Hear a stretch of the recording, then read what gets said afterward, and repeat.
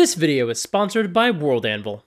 When Vox Machina fought Ripley in the first Critical Role campaign, they discovered that Ripley had 15 levels of Gunslinger Fighter and 5 levels of Wizard. She could also cast Hex, which presumably meant she had also taken the same Magic Initiate feat as Percy so she could get some Warlock spells. She was essentially a 20th level player character being used as an NPC. But that wasn't the first time that had happened. When Vox Machina fought Kevdak, he was a Goliath with 9 levels of Totem Barbarian and 7 levels of Battlemaster Fighter. He had also taken the Tough feat and the Great Weapon Master feat. He was a level 16 player character being used as an NPC. But that also wasn't the first time that had happened. When Vox Machina fought the Briarwoods in Whitestone, one of the Briarwood henchmen was Professor Anders, and he had Bard spells and could inspire the other bad guys in the fight. I think that was the first time I noticed Matt explicitly giving character classes to a bad guy. But as someone who has watched a lot of Critical Role, I can say that this is a very common habit when Matt Mercer designs bad guys. He'll frequently just treat them like they're normal 5th edition player characters with normal character sheets. However, I've also watched a lot of Matt Colville's videos, and this is specifically something that he doesn't like. He does not like to present bad guys who just have character classes for reasons we'll discuss later in the video. So, wait, the two big Matts in our community don't agree on the subject, so now we have to wonder, what's the right answer? Well, there isn't one. It's a game. You can play it however you like. Clearly, Colville and Mercer both had a great time running D&D for decades, despite coming at this topic from very different philosophies. So today, this isn't about finding the right answer. It's about finding the right answer for you. I'll admit, I don't like just defaulting to using character sheets for villains, but I've also done it before. I've done it a lot, actually. Especially once D&D Beyond was a thing and I could just whip up a character sheet in a couple of minutes. But in order to figure out what you should do in your own games, we're going to talk about the pros and cons of using a character sheet for your D&D villains. Or, you know, maybe not literally a character sheet, but using that same approach of treating your villains the same as a player character, where they play by all the same rules as the players do when they build their characters and level them up. And we'll compare that to the approach of just coming up with a cool NPC who does cool things that have no bearing on anything the player characters would ever be able to do. If you like what you see from this video, make sure to subscribe to the channel. Right now, more than half of you are not subscribed, and a lot of people think they're subscribed, but they're not. So you should definitely check and make sure you're subscribed and ring the bell. So first, before we get too deep into this, we should address the way the previous editions played a role in this debate. Because for 3rd edition and 3.5, the designers had a very clear mandate, one they've discussed before. If a villain was going to have an ability, it was important to them that a PC be able to do the same thing. Now, we're not talking about special powers like a Medusa's Gaze or a Dragon's Breath, but more along the lines of special weapon attacks or movement. If a villain can do something like attack multiple opponents at once or move across the battlefield quickly or what have you, my understanding was that all of that essentially had to be legal according to the rules that were also available to players. The bad guys had to take the same feats or same skills or whatever they would need to take as if they were a player character. Matt Colville has discussed how, when he was running this game for his friends, he once spent a whole weekend building out a monster stat block so it could do some cool maneuver with its weapon, and he felt this dread that it might go down in just a round or two, and all that work would be wasted. And while that didn't wind up happening, the bad guy held his own, and they had an epic fight, that still wasn't a process that Colville enjoyed. And while part of that was the pressures of his group and his table, and I'm sure lots of game masters did not worry about that philosophy for their own homebrew monsters, that was still the approach the game used when designing the monsters. And Matt Mercer ran a lot of games in 3rd edition and 3.5. He frequently ripped off lore and monsters from 3rd edition supplements and folded them into the Vox Machina campaign, including when they were still playing Pathfinder in their home games. And I think it's reasonable to suspect that this could be a reason why Mercer so frequently uses leveled villains rather than stat blocks, because there's a precedent of that in some of the previous editions of the game, particularly one that he seemed to really enjoy. However, this is by no means the only way previous editions of the game handled bad guys, because 4th edition absolutely did not give all of its monsters the same sorts of powers as player characters. But part of that was because 4th edition just had a real standardization problem. 4e monsters didn't mirror the abilities of heroes because 4e monsters didn't even always have consistent powers within their own subgroups. For example, let's look at the 4th edition Cyclops. There are 3 stat blocks: the Cyclops Guard, the Cyclops Warrior, and the Cyclops Impaler. The Guard and the Warrior both have an ability called Evil Eye. It's a reaction when a melee attack misses them, the Cyclops can make a melee attack against them. The Cyclops Impaler, on the other hand, has an ability also called Evil Eye. It's a minor action, which is like the 4e version of a bonus action. The range is sight, so I guess it's anyone the Cyclops can see, and it grants the Cyclops a +2 bonus to any ranged attack rolls made against that target, but they can only have one Evil Eye target at a time. So it's kind of like a Hex or Hunter's Mark, but it's not for damage, it's for an attack bonus. And it's pretty strange that this same ability name was used for 2 wildly different abilities for 3 different stat blocks. And this didn't happen with every type of monster in the book. It wasn't completely the Wild West. All goblins have goblin tactics, and it works the same for all of them. If you miss them with a melee attack, they shift 1 square. If it works differently from one of those stat blocks, it's called something else, like the goblin underboss's superior goblin tactics. But still, 4E didn't really seem to have that same focus on uniformity that we saw in 3rd edition. In fact, I remember when the designers behind 5E announced that one of the quality of life changes they were making to their monsters was the fact that if you saw a term used in a stat block, it would work that way in all of the monster stat blocks, because that was not remotely the case with 4th edition. Of course, even with the disparity in terminology, you'd expect villains to play by the same rules of the world as your heroes. 4th edition included the status bloodied. When you were at half your hit points, you became bloodied. And it didn't mean anything specific, it didn't suddenly make you weaker or stronger, but a lot of monsters could do nasty things to you if you got bloodied. But you could assume that none of these powers would kick in when you only had lost a fourth of your health, or if you'd only lost a single hit point. Bloodied was a consistent thing in 4E, it always worked the same way. Now, you could carry something like Bloodied over into your 5th edition games, and in fact, I think Bloodied is a thing again in 5.5. Don't quote me on that, I'm not sure, I haven't really had a chance to look at it, but that's the impression that I got from... I don't remember where, actually, so if I'm wrong, I can't tell you why. But if it's not official, you could easily introduce it into the game. You would just give a monster some special attack that they can unleash on an opponent once that opponent has lost at least half their hit points. That's something your players would probably accept as just this cool ability the monster has. But if one monster's armor suddenly uses Thaco, and the math to figure out if your attack hit them is just wildly different for no clear reason, well, that probably wouldn't go over quite as well, because that violates the established rules of the world.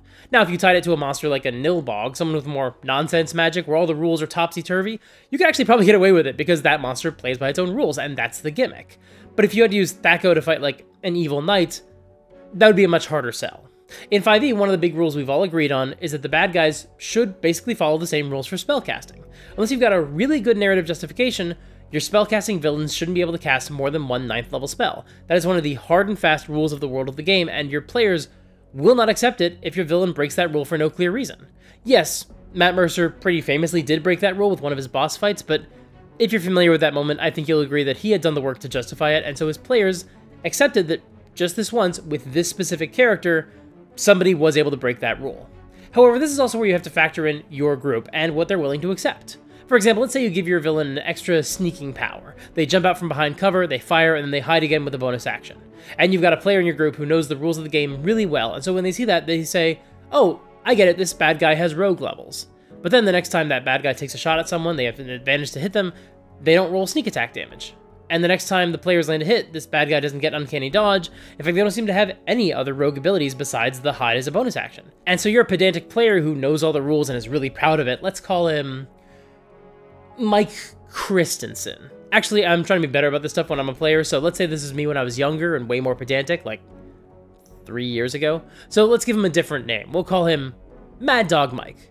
Well, Mad Dog Mike sees this and points at this villain and says, wait, so how could that guy hide with a bonus action if they're not a rogue? Now let's be clear, plenty of players don't care about this, and others will be satisfied if you give them some other answer, like, well, he's not trained to attack from hiding, he's literally just trained to hide well. He's not a rogue because he isn't someone who has all the training required to do sneak attack damage, to hit vital organs and things like that. That'll be fine for some players. But for others, they won't understand why a villain with vaguely player-adjacent abilities doesn't have all the same abilities as a player character. I've actually seen this happen with those default NPC stat blocks from the back of the book. 7 or 8 years ago when I was running Tyranny of Dragons, the party encountered some berserkers, and these guys had the ability to resist damage, a lot like the barbarian can when they're raging. So my players figured, oh, these are barbarians. But then there was something about that that confused them. I don't remember what it was, maybe it was the lack of damage they were dealing, or lack of a subclass, I don't remember. It's been several years, so I don't remember the specifics, but I remember there was something that demonstrated these NPCs weren't just one-to-one barbarians. And that kind of confused a few of my players. The irony here is that the Berserker stat block is designed to take the concept of a barbarian and convert it into something that's better balanced for an adversary, and we'll talk about balance a little bit later on. But the same goes for the Assassin and a few other NPC stat blocks from the back of the monster manual. They don't follow the exact same rules as a player character, but they're definitely close enough to capture the vibe and make the influence clear. But for some players, they would actually prefer the bad guy just uses all the same abilities that a player character does, because they like knowing that they essentially could have had the option to make the same choices and wind up with the same abilities. I think this is especially true when it comes to spellcasting. There are people who really like the fact that all the spellcasters the players will ever fight are essentially choosing from the same list of spells the players have access to. I made a video where I talked about the spells that you might want to ban in your games, and one of them was Counterspell, because some players don't think it's fun to get counterspelled. I don't ban that spell in my games, but I explained why some people do. And I also said that you could just limit how many enemy spellcasters have Counterspell. It doesn't have to be the go-to move for every enemy spellcaster. You could be a lot more judicious about it. Maybe some spellcasters take Counterspell, but for some others, you choose different spells because you want the fight to have a different vibe. Maybe you don't want to force every fight with a spellcaster to include a counterspell showdown because you want your spellcasting players or NPCs to use their reactions for something else instead. Or maybe there's another 3rd level spell you want to take for a spin, or you just want this to be a faster combat and giving your villain counterspell is going to slow the fight down, so you skip it this time. But a bunch of people said that didn't make any sense to them, because why wouldn't a spellcaster take counterspell? And that sentiment comes from the idea that all these spellcasters are selecting from the same pool of spells, and that essentially levels the playing field. And that idea of a level playing field also plays a really big part in the psychology behind whether or not your bad guys use character levels. In the fight with Ripley and the other gunmen, Taliesin was in full rules lawyer mode, pointing out every time a low roll would trigger a misfire, or every time an enemy wouldn't have the action economy to do something. He was even tracking their grit points so he could make sure none of them were doing anything they couldn't do. Now, obviously, as we just discussed, this is just how Matt runs his villains. They use class levels. So Taliesin is engaging with those bad guys based on how they were designed and deployed. If Matt didn't want Taliesin to be able to track their grit points and police their action economy, he wouldn't have given those villains the exact same abilities Percy has. But also, Taliesin was so keen to make sure things were fair, specifically in this fight, because, as he said in the episode, this is the system that he has to deal with in every game session. If some other gunslingers showed up who didn't have to worry about grip points or misfires or action economy, that would feel pretty unfair. And thematically, it also serves the story for these characters to use the same rules for guns that Percy uses, because they were literally running around with his stolen technology. The same goes for something like the Kevdak fight. During that fight, the evil shaman, Greenbeard, transformed into an earth elemental with his bonus action, and Marisha shouted, "Fucking druids!" because Greenbeard has the same abilities as Keyleth. They're both druids, and they both have the Circle of the Moon subclass. And Marisha knew the party was about to fight someone who had all of her powers, and that it was going to be a tough fight, because she knew everything he was capable of, because she could do it too. Jumping back to the Ripley fight, when the mage cast Prismatic Spray, Sam recognized the spell because he'd almost taken it himself. And unlike with Greenbeard or the Gunslingers, where they were deliberately deployed to mirror the main characters, I don't think Matt necessarily realized that this was the spell that Scanlan had almost chosen.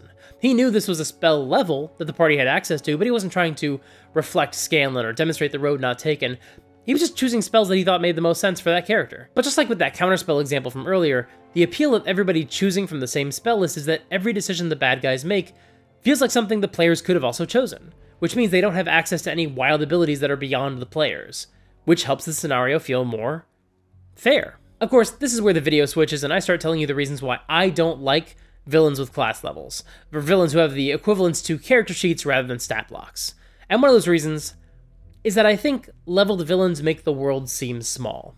Sure, leveled villains are on the same level, pun intended, kind of, as the heroes. They have access to all the same powers that the heroes could get if they wanted to. But should the villains have those powers? Let's return to the counterspell example. A lot of commenters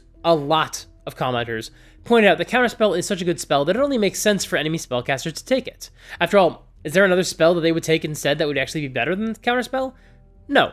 Counterspell is an incredible spell, and it's only logical that every spellcaster would probably take it once they reach level 5. And that's absolutely true. That argument honestly makes perfect sense, if we assume that every spellcaster is choosing their spells from a huge list in the player's handbook.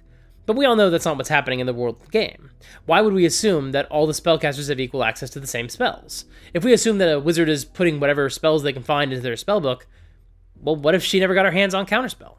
After all, unless her spellbook has literally every spell in the player's handbook in it already, you're already acknowledging that she doesn't have access to every wizard spell. She's only transcribed the ones that she's found. Now, it makes perfect sense for players to get to choose from the full list and pick whatever spells they'd like. But for an NPC, you're already curating that list in some way when you decide which spells are in their spellbook. It's not that hard to simply take it further and curate the list a bit more, to cultivate a more specific experience for the players in this fight. And the idea that all spellcasters are choosing from the same pool of powers also ties your hands if you want to do cool things that aren't covered by the rules. Again, Matt Colville has talked about this a few times, but he has discussed how it just makes sense to him that not every villain would have the same powers as the heroes, because the lore of the world implicitly suggests that there are more powerful magics out there. Clearly, someone is able to create zombies and skeletons that don't collapse after 24 hours. Someone can create vampires and mummies and summon demons and bind them into service. Just because these abilities don't appear in the player's handbook doesn't mean they don't exist. I mean, hell, one of the cool things about D&D is presenting a villain or another NPC doing something cool that the players can't do. Something that the players have never even heard of. And the players might say, wow, how do I learn how to do that?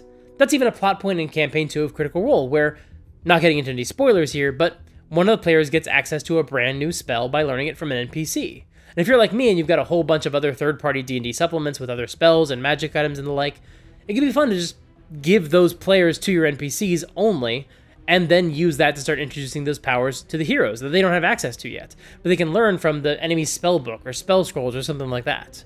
A couple of years ago, I posted a D&D stat block on my Patreon for a bad guy called the Sanguine Summoner, whose body is covered in tattoos of animals. And when the summoner takes at least 20 damage, one of the tattoos is activated by the blood and springs to life, jumping off the body and joining the fight in initiative. Now at this point, I haven't created a player-focused equivalent to that, like a class or a subclass, and I honestly don't have any plans to, because to me, the fun of this character is that they've got these weird magic powers that we don't associate with any particular class. Is the Sanguine Summoner a wizard? A warlock? A druid? It doesn't matter to me. Now, if a player wanted to become a Sanguine Summoner or get one of these tattoos, that would be a different matter, and I'd have to figure out how to slowly introduce player-compatible versions of these abilities and what sort of quest it would take to actually obtain them. But until that moment actually comes, I have no problem just saying that the Sanguine Summoner just has powers that the players have never seen before, and has powers that the party can't just get when they level up. I think part of this is also informed by the fact that I don't like the idea that every NPC the players encounter can be easily categorized into the same classes the players have access to. Sure, I think there are other wizards and druids in the world, but I also think it's fine for some NPCs to not match the 12 core classes, 13 if you count the Artificer. My world can include shamans who aren't clerics or druids, witches who aren't druids or wizards, cultists who aren't wizards or warlocks, mercenaries who aren't fighters or rogues, and so on. And I also think this attitude helps to future-proof your campaign setting against future edition changes or switching from one game system to another. After all, if I'm running a 4th edition game and using my character sheet for a warlord as my villain's stat sheet, then what happens when we get to 5e and the warlord isn't a thing anymore? Of course, I can do the work and convert the character into a stat block that captures some of the same elements and adapts them to 5e, but this approach still opens the door to cognitive dissonance. But if you take my philosophy, where most NPCs don't have class levels, then this isn't something that you need to worry about. You don't have to concern yourself with whether or not they fit into these tiny little boxes, because they don't have to. And of course, this opens the door to another criticism of leveled villains, which is that they're not actually well balanced to fight your D&D party. Now, I'll admit, balance has never really been something that I've been great at analyzing or discussing. It's just not the most important part of D&D to me, at least these days. But I do think it's a vital part of this discussion, even if I'm not well equipped to talk about it. So I asked my friend Megaphone Man to talk about how a character stat sheet is worse for game balance than just using a stat block. Mega is also a Critical Role YouTuber who is reacting to the Vox Machina campaign for the first time. As of recording this video, that series has only hit episode 64, so Mega hasn't seen the Ripley combat, but thankfully, as I discussed earlier, this is something that Matt Mercer does a lot, so I feel like Mega could still weigh in on this discussion without risk of spoilers for future episodes. Take it away, Mega. Hello, thank you so much for having me. I want to talk about the sort of fundamental math reasons that you might want to use a stat block or a stat sheet and the ways in which they are different. Because while I broadly think that you just shouldn't use stat sheets on adversaries, that's me telling you a rule and saying never cross it. But that's not the reality. There are rules for a reason, but if you know what they are and you know why they're there, then you can absolutely strategically break them. And let me explain. One of the core differences between stat blocks and stat sheets is that stat sheets and player characters have more offensive resources. I'm being very generic and very broad. There are exception cases, which we'll actually talk about later, but broadly, PCs have more offensive resources and monsters/adversaries have more defensive resources. And this is for a very simple reason. Offensive resources are fun. They're shooting off fireworks into the distance. But if you have both sides have a lot of offensive resources, then combats will be over like that. So you give the adversaries more defensive resources to essentially allow more time and more opportunity for player characters to utilize their offensive resources and essentially have fun. Now, there's another core difference, a core distinction between player characters and the adversaries that they face, and that is resource expenditure. See, D&D, at a very high 1,000-foot view, is actually kind of a resource management game, more similar to RimWorld than your classic hack and slash. It is because the player characters are intensely powerful, but they only regain usage of their offensive resources at certain times of day. And managing these resources is a core part of the D&D experience that monsters don't have to deal with at all. They just can essentially go Nova every single fight, where they expend all of their resources in a huge blast, because they do have some like once per day type resources, but you're never fighting a monster where some of their once per days are already used up before the party gets there. Unless maybe the party's like tracking them, that could be a case. But broadly, they get to use all of their resources every fight.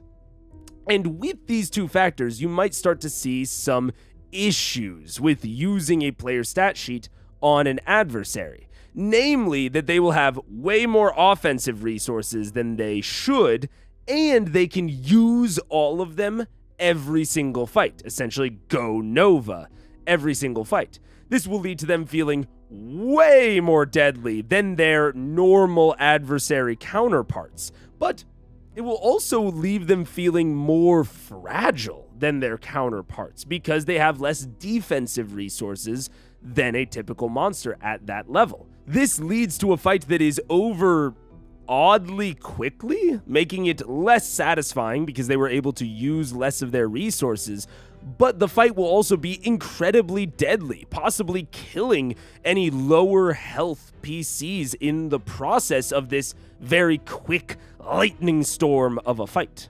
Now, there are some caveats here. Some PC classes are going to exhibit these effects much more heavily, and some of them less so. There's one good example in the Kevdak fight from Vox Machina. He is using Barbarian Totem Warrior for his stat sheet, and out of any class you could have picked, that may be the most monstery of the classes. It is primarily made up of defensive resources rather than offensive, which leads to Kevdak feeling relatively in line with other adversaries that they're facing at this point. However, this becomes very skewed if you go into like the sorcerer, wizard, warlock even realm. And that does hit at a core of this. This is where you can potentially strategically break a rule. If you want to de-incentivize combat, you want them to come to a more peaceful resolution with this adversary, then using a stat sheet might be a way to go. I'm saying that very hesitantly because it's hard for them to know if you're using a stat sheet ahead of time.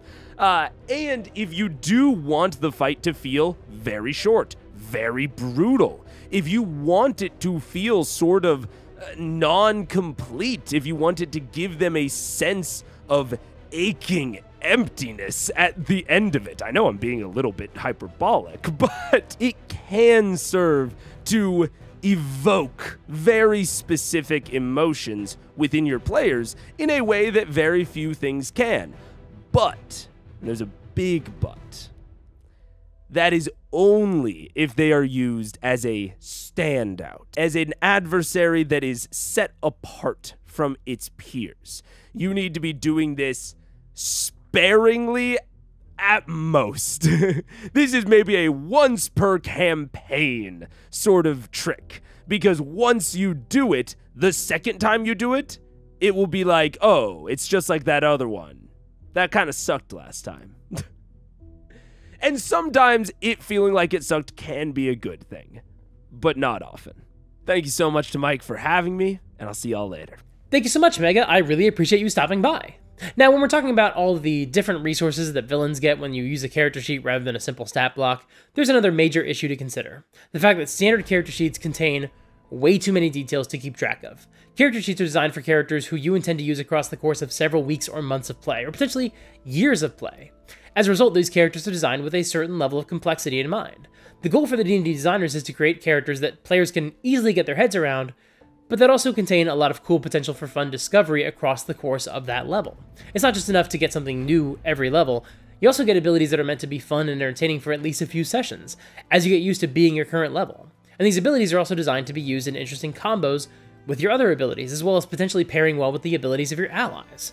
All that to say, the design goal is to make something complex yet intuitive, so you can have fun across multiple sessions. But compare that with the stat block for a villain, which is designed to be used for just a couple of hours. You need to be able to glance at the stat block and understand everything you need to know in order to run the NPC efficiently. And by the way, unlike a typical player using a typical character sheet, the GM is in charge of a bunch of different characters, and has to be on top of all of them during every round of combat. Sometimes players can sit back for a turn or two and peruse their character sheet as they figure out what they want to do when their turn finally comes around. Game Masters typically do not have that kind of freedom, so it's a lot worse for us to have a full character sheet, possibly with multiple pages, that we need to study in between turns, because we don't have time between turns. And even if you can boil everything in a player class down to a more legible stat block, these player features are often designed with more complexity built in by default. You'll recall at the beginning of this video I discussed how spellcasting villains in 5e still follow all the same spellcasting rules. They still have the same number of prepared spells and spell slots that any player character would have if they were the same class and level. But the problem with this approach was that it was really difficult for dungeon masters to run these bad guys in combat. If you wanted your lich or your archmage or even just your acolyte or your drow priestess to cast a spell in combat, you had to look up the spell in a completely different book because the stat block just gave you a list of spells with no additional information. And that's why, over the past couple of years, Wizards of the Coast changed the way they handled spellcasting stat blocks. Sure, sometimes they might still have a list of spells, but the new design goal was to give spellcasters a clear action they could take in combat, an attack spell that functioned just like any NPC attack, where you can look at the stat block and see everything you need to know. You've got the attack and the damage rolls and the other effects built into the stat blocks now. So now these NPCs don't have a spell list that just says things like Firebolt or Magic Missile, and now you have to go look it up on your own and figure out how you want to handle it in combat.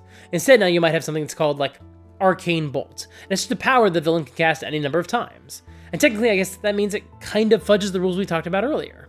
After all, if it's a riff on Firebolt, but with force damage instead of fire damage, then we can imagine it's a cantrip, which is why they can cast it endlessly, but clearly it is a spell that the players don't have access to.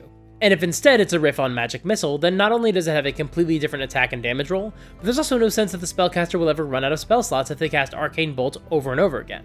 But the benefit of making this change is that it is so much simpler for a GM to handle this character sheet in combat with this reduced complexity. So even though it might no longer seem to properly, precisely conform to the spellcasting rules in 5e, the trade-off is that they made the game more fun and easier for the Game Master to run. Of course, this depends entirely on how well you know the system. During COVID, when I ran games, I felt pretty comfortable going on D&D Beyond and putting together a character sheet in just a few minutes and getting something that I could use in my game. And because I've created dozens of characters and run hundreds of games and watched or listened to thousands of hours of actual play episodes, I generally felt confident that I could handle the complexity of that combat using those character sheets. But the problem ultimately wasn't the complexity of the character's powers. It was just being able to see all my options in front of me at once and know what these characters were capable of doing. That was actually the hard part. That's where a monster stat block offers a huge advantage over a character sheet, even a simplified one, or a sheet that you've used 100 times and you're really familiar with. Getting everything into a stat block just gives you a lot more freedom to only focus on the most important stuff and discard all the stuff that will never come up, because these are NPCs and not player characters going through a full campaign. And so that was ultimately the reason that I had to stop generating character sheets for my villains in D&D Beyond, especially when the villains were working together in a group. Because this is the last factor to consider. It's pretty unlikely that this bad guy with character levels is going to be the only bad guy in the fight. If it was, then this villain would get totally chewed up and spit out by the action economy, and it would be a relatively easy win for the players. So there are probably going to be other enemies on the battlefield. We can see some of that from the fights I discussed at the top of this video. Kevdak and Greenbeard were joined in combat by a bunch of fighters and a couple of druids, but for the most part, I believe these enemies seem to use simpler stat blocks rather than the full druid and barbarian and fighter classes and subclasses. Although, I can't be sure of that, that's just the impression that I got.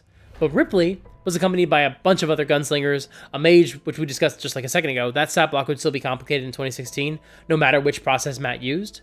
And there was also a fighter and a rogue in the group. And I truly hope, for Matt's sanity, that some of these characters use simplified stat blocks rather than having all the powers of a player character. Because quite frankly, there are just so many way better ways to spend your prep time before your game rather than focusing all of your energy on getting your head around a character sheet that's not designed to be manageable alongside a bunch of other characters. You can instead spend that time fleshing out your adventure, or seeding plot hooks for future quests, or figuring out the backstory for your villain, or adding more detail to your campaign setting. And all that is easier than ever to do if you use today's sponsor, World Anvil. World Anvil is a fantastic site that you can use to create articles of any part of your campaign setting you want, and then share those links with your players so they can get access to all the lore you want to give them. And when you introduce a clue that unlocks the plot and connects a bunch of seemingly unrelated mysteries and details together, you don't have to go through the tedious process of going article by article, scrolling through and adding hyperlinks to each relevant proper noun, because World Anvil has a terrific auto-linker system that can link anything across your entire world in only a couple of easy steps. And let's not forget that they've got an incredible Chronicles feature, where you can build a timeline or a bunch of timelines of any relevant events you want, and you can link those timelines to a map, so you and your players can access those events by interfacing with the map of your world. And World Anvil is offering a discount to the viewers of this channel. If you visit worldanvil.com/supergeekmike and use the promo code SUPERGEEK at checkout, you can save 51% off of any annual membership. Once again, that's worldanvil.com/supergeekmike and use the promo code SUPERGEEK. Thanks so much to World Anvil for sponsoring this video. Thanks so much for watching. Tomorrow we've got another villain video coming out. In honor of Ripley and her posse of bad guys, we're going to talk about groups of bad guys. Specifically, we're going to talk about the villain parties from the MCDM book Flee Mortals. And we're going to talk about what exactly makes these groups work so well, as well as some suggestions for how you can use them in your own games. So make sure to subscribe and ring the bell so you don't miss that video. Plus, if all goes according to plan, I should have a few more bonus spooky videos coming out over the next couple of days to get them in before the end of spooky season. So be sure to check those out because they should be a lot of fun. And hey, did you know there are other ways you can support the channel? Because there are. Like, did you know that I've got a Patreon where you can get ad-free versions of these videos, and often you'll get them a few days early? And did you know that I've got a Discord server where you can hang out with other awesome people just like you? And did you know that I've got a newsletter where I send out not at all annoying updates about what I've been working on? Also, did you know there's an election happening here in the USA really soon? Also, did you know that Donald Trump broke the law literally every day of his presidency by violating the Emoluments Clause and profiting from the presidency by never divesting from his businesses like his hotels, and corporations and foreign governments could just curry favor with him by just staying at his hotels, which is exactly the kind of thing that the framers of the Constitution were hoping to avoid, and that's why they drafted the Emoluments Clause? Seems bad. Also, did you know that I put out a video about the difference between writer's block and burnout? You can and should check that video out right here if you missed it because it is a really good one. Until next time, play fair and have fun.